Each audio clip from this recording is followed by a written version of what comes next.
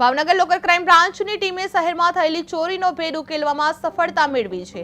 મસ્તરામ બાપાના મંદિર નજીક આવેલા રહેણાંક મકાનમાં થોડા દિવસ પહેલા ચોરીની ઘટના બની હતી, જેને લઈને બોરતળાવ પોલીસ મથકમાં ફરિયાદ નોંધાઈ હતી। જ્યાં તપાસ દરમિયાન એલસીબીની ટીમે કુંભારવાડા વાડીલાના નાળા પાસેથી બે શખ્સોને ઝડપી પાડવામાં આવ્યા છે।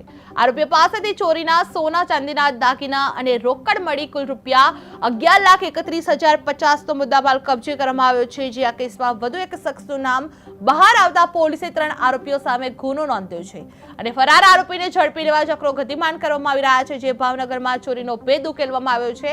એલસીબીએ 2 આરોપીને ઝડપી પાડવામાં આવ્યા છે। 11 લાખથી વધુ મુદ્દામાલ કબજે કરવામાં આવ્યો છે।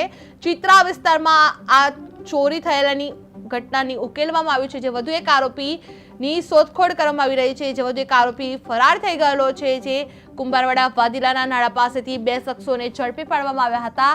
આરોપીઓ પાસેથી ચોરીના સોના ચાંદીના દાગીના અને રોકડ મળી કુલ ₹11,31,050 નો મુદ્દામાલ કબજે કરવામાં આવી રહ્યો છે। જે આ કેસમાં વધુ એક શખ્સનું નામ બહાર આવતા પોલીસે 3 આરોપીઓ સામે ગુનો નોંધવામાં આવ્યો છે અને ફરાર આરોપીને ઝડપી લેવા ચક્રો ગતિમાન કરવામાં આવી રહ્યા છે। જે ભાવનગરમાં ચોરીનો ભેદ ઉકેલવામાં આવ્યો છે।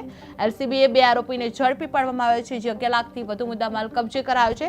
જે ચિત્રા વિસ્તારમાં થયેલી ચોરી ઉકેલવામાં આવી છે। જે વધુ એક આરોપીની શોધખોળ ચાલુ છે।